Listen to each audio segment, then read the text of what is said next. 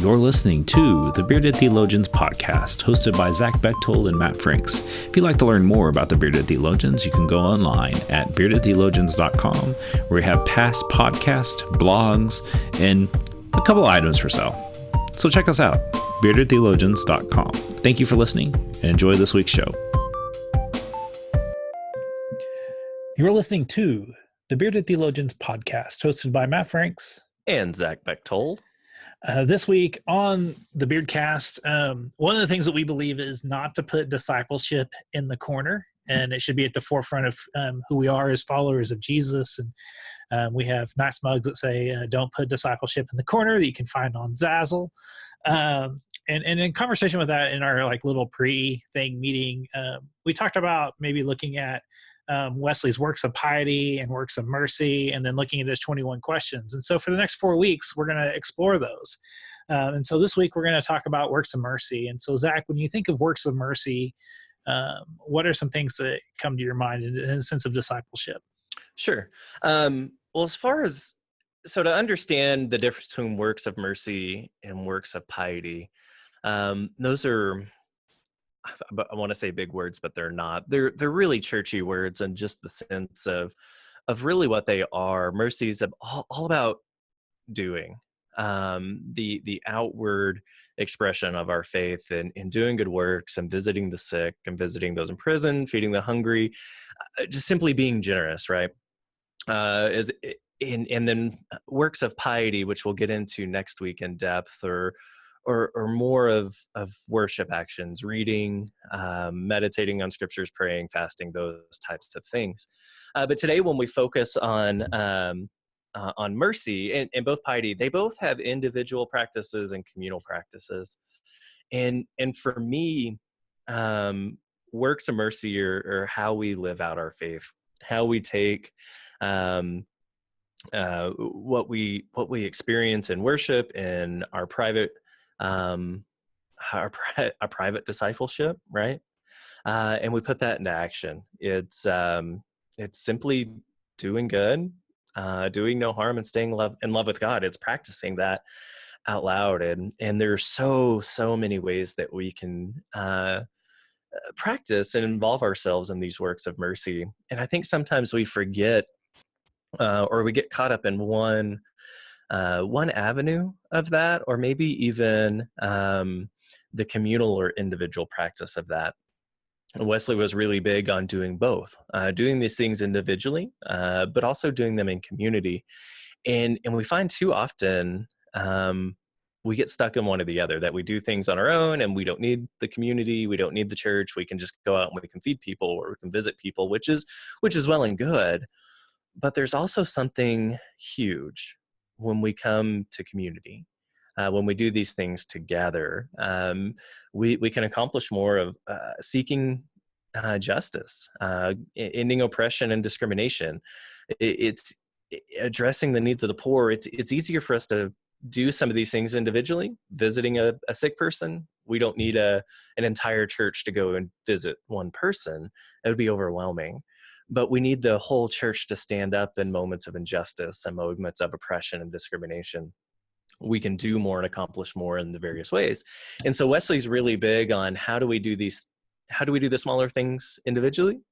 And then how do we see the bigger need and come together as community and seek these works of mercy? How do we seek to do these, to change the world, essentially, with God's love in these ways?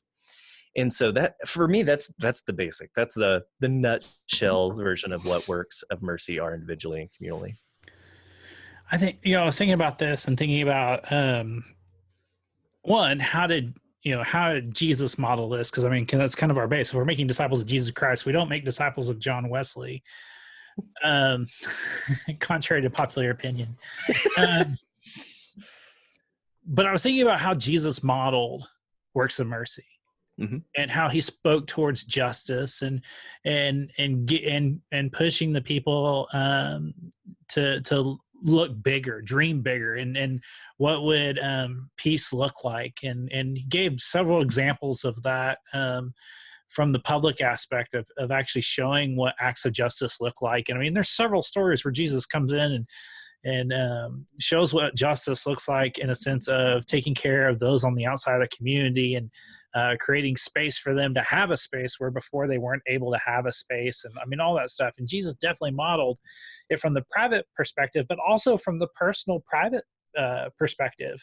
I always think of the story of in the Gospel of Mark, where Jesus approaches the island and the guy with the many demons approaches him, and then Jesus casts the demons into the pigs. The pigs jump off the cliff, and then the farmers are mad. The pig farmers are mad at Jesus, and they run him out of town. Like, that's one of my favorite stories of Jesus actually taking time and showing what compassion can look like in our communities for people who may be struggling, and that if we're willing to do sometimes what we need to, and help those people deal with some of their demons, not that they'll be cast into pigs and pigs will jump off a cliff. I mean, pig farming is kind of a big thing in here. So we would never want to wish that for them to lose their livelihood on that, but we can help provide ways for people to have a sense of justice and peace, even in our own time, and not just like on a scheduled public like forum kind of deal, but really work towards mercy on our own through just simple acts of kindness. I was thinking today, I was in Sam's parking lot and got all my stuff in the car, and then was putting my car up, and I saw this woman in her it was a little beat up truck, and it was stopped. And she had one blinker on. I don't know if the other blinker didn't work or not. I didn't know if she had like her hazards on. Sometimes like people have cars that are dilapidated so much that only one light works when they put on their hazards. And so I walked over to her and said, "Hey, ma'am, how's it going? Are you doing okay?" And she looked at me. She said, "You're the first person to stop."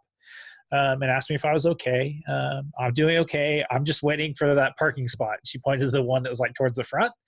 And it got me thinking about how often do we take time and stop and talk to our neighbors.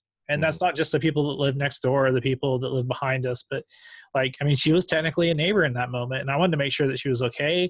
Maybe I'd be able to help push her, where she needed to be, so that way her car wouldn't be in the way. Cause it was literally in the middle of the parking lot. You know how that is. And all she was really doing was waiting on a closer parking space, which, more power to her. She definitely has the right to do that. But, to practice those works of mercy from a personal side to a corporate side, you need a balance of both. I really do think you can spend all your time in your public life, but then like when you get home, not spending any time doing works of mercy at home or, even in your neighborhood. And just being aware of when those opportunities present themselves. How are we showing God's love? And how we feel God's love has been how we have received God's love, how we want to share that with everyone through those works of mercy. And to me, it's a core value of discipleship as a follower of Jesus. Like you don't just get to follow Jesus and sit there and read your Bible all day and that's it. It's about actually putting it out there and being available and present and willing to do whatever it is God may be leading you to do. Well, and that's one of the central themes or theological points that separates us from other Protestant denominations is, faith and works, right? Or faith and works. And that's the thing, that the whole idea of this is discipleship. What does it mean to make disciples? And one of the ways that we see these works of mercy play out that all of us are involved in, whether we're involved in church or not, is funerals, right? It's the pastor's job, or the pastors get the privilege to go and meet with families when people are sick and dying, and put together these funeral services. That's an individual practice of mercy, of going and being with people, being with a family who is grieving, helping them through that process by planning the service, hearing the stories, and taking the burden of what a funeral service is for a family off their shoulders, and taking it on as your own as pastor. But the communal part of that comes in during the service. I mean, how many times do we see and go to funeral services and they're just packed? They're packed for the family, they're packed for the person there. That's a work of mercy, going and grieving with those people, growing and being with a family. Whether it seems like it or not, it's one of those moments where we're there for people, that we're practicing our faith out loud, in a way that's helpful. And it may just seem like, oh, we're showing up to be supportive. Yeah, we are. But by doing that, we're being there for our neighbor. We're showing them that we love them. We're showing them that we're not in this alone, that we're in this together.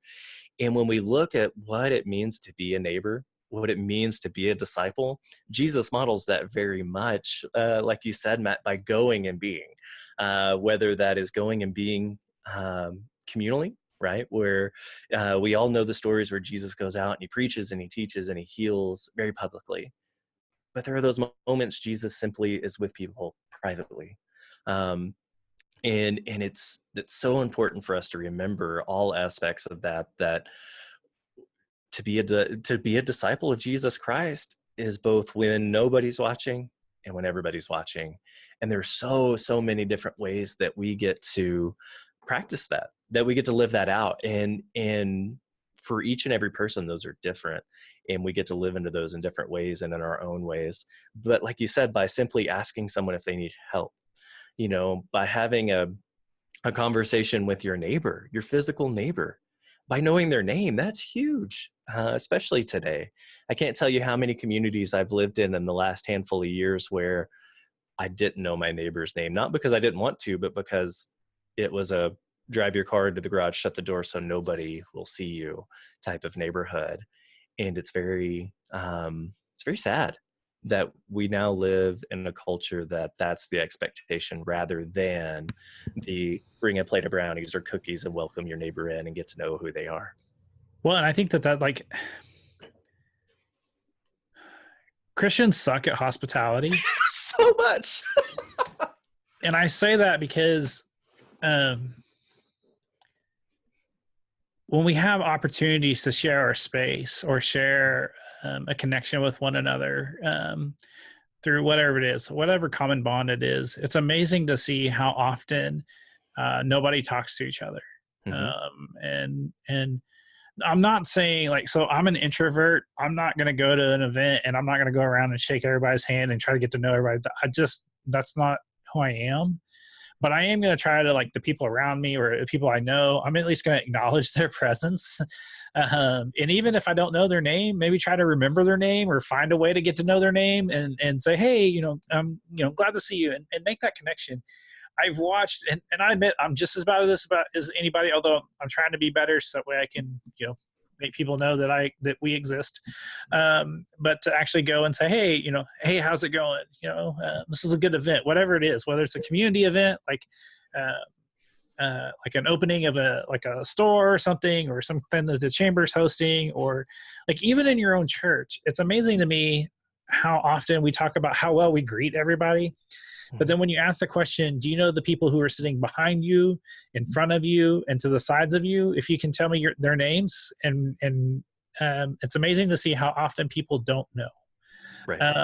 And then, like, we could do so much better. It's built into who we are. And that's not just a Methodist thing. That's how I interpret being a follower of Jesus, whether you're Baptist, Methodist, Catholic, whatever your flavor. Like, we should be exuding hospitality where our spaces are open and available for the community to use and not closed off in such a way that people are like, man, because here's what happens. The moment we do that, people lump us all together. And so when we have Christians that act horribly, no matter who it is, they're lumped together with those really good people. And yes, we have people that do hospitality really well. And even in my own church, I have people that do that very well. But we could do so much better if we just got to know. And I think, like, in order for us to start small. So if you attend a worship service on Sunday, look around you. And if your church has that impromptu, meet and greet, like, actually meet and greet those people and get to know them a little bit. I'm not saying by the time the service is over, you need to know what their social security number is and their bank PIN and all that stuff. But it'd be really nice to know their names. That way, when you saw them in the community, they say, oh, hey, look, there's so-and-so. And, no, that's not that. I think, to me, that's kind of the first step of works of mercy, is getting to know those that we're around and working with and for. And because I think far too often we love the idea and we're going to grab the idea and we're going to do it. but we forget about the relational side that Jesus established and getting to actually know the person. Well, and so much of what works of mercy are remembering that we're in this together, right? Whether we're doing individual works and we're going, especially when we're doing individual works, let me put it that way, visiting the sick, calling, knowing our neighbor, doing these things. In the last 20 years of the church, we don't leave the church well, right? We don't take what we learn in worship and take it out into our community because, oh, that's the pastor's job. The pastor goes and visits sick people in the hospital. The pastor calls people when they're not in church. Yeah, we do that. We do. And part of that is our job as pastors and as leaders, but there are a lot of people to tend to. And sometimes, most of the time, it means more when you call, especially when it's those people that sit around you and you notice they're gone and you pick up the phone and call it, or you go visit them in the hospital or in their homes, or it's your neighbor or the person you see in the grocery store. It's expected when we go and see people in the hospital. It's not when you do. And it means so much. It means a lot in both places, but it means so much more when we take that time to practice what we hear about Jesus and what we read about Jesus. And it's a start there. It starts with those folks around your pew, and then it just builds out into the world. And I think that that's what's important. And we think about all the things that are going on in our world, and there is definitely a justice issue for you to take up. I don't think that there's, no one can say, well, there's nothing I can do. Yes, you can even do the smallest part. And there are many ways that you can be a part of that, whether it's advocacy and writing and calling the senators and, whether it's, holding our leadership accountable, making sure that they're doing it the right way, or, digging in the trenches and going and helping and feeding the hungry or whatever, And I say that because I think far too often we have like age limitations and stuff like that to say, I can't do this because I'm this or, whatever. Like God uses us despite like what we think our limitations are. God knows exactly what we have available in our hands and equips us to send us out to be able to live out our faith in such a way that people will know that we're a follower of Jesus by what we do, because of the love that we know, because of the love we know of God has for us. We want to share that love. And to me, really to be a follower of Jesus pushes you out and pushes you forward. Right. It doesn't push you back. It doesn't cause you to, be stuck. I think it always continues to push you forward. The more you strive to follow Jesus, the closer to the cross you get, the more you're willing to give up. And the more, I love that, that scripture that says, to be a follower of me must deny themselves, pick up their cross and follow me. And to me, that's what it's more. The more we surrender to God, the more we say, all right, God, I'm going to let this go and I'm going to follow you and I'm going to do, whatever it is you're calling me to do. It's amazing to see what happens when people let go and allow. And I do believe that within works of mercy, God works on you and through you. Mm-hmm. It's not a one-way street. And there are people that believe it's a one-way street. And when we talk about works of piety next week, that whole idea of no, it is only it's reading the Bible, it's going to worship. Yeah, that's only part of it. And I think this is to me our whole little joking quote of putting discipleship in the corner. When we corner it, we lose. Right. And so this week, I want to encourage you to think about, unless Zach, do you have anything else you want to add to it before we bring it to a close today? I was simply going to say, works of mercy is us actively finding where God is already at work in this world, and then going and being with God in those moments, being with the Holy Spirit, letting that guide us and being in those places rather than thinking, oh, we're going to go here and God's going to show up. God's already there. God's already there. Let's go find those places and be with God. Well, isn't it Mr. Rogers that talks about God at work through the first responders? Something along those lines. In those situations of tragedy or, any event going on, God is definitely at work. And I love that, I'm pretty sure it is Mr. Rogers. I may be wrong, or maybe someone else, but that it is through the work of the first responder. And sometimes you may be the first responder, and sometimes there's nothing wrong with being the last responder. And, I can talk more, I can give many examples of that with all the disaster relief I've done in my lifetime as a United Methodist. But, for us United Methodists, it is a balance of works of mercy and works of piety, both personal and corporate. And so think about how you can maybe dig a little bit deeper and grow a little bit more through your works of mercy in the next weeks. And then, next week when we talk about work of piety, think about how adding that to your toolkit, and maybe you're better at one than the other. And if so, be attention to where God may be leading you. And so for the Bearded Theologians, I'm Matt Franks. I'm Zach Bechtold. Thanks for checking us out. We hope you've enjoyed the conversations that we've had today on the Bearded Theologians Beardcast, and we'd encourage you to continue those conversations online at beardedtheologians.com or on our Facebook page. We also hope that you pick up a couple of coffee mugs to satisfy your coffee mug collection. Have a good day.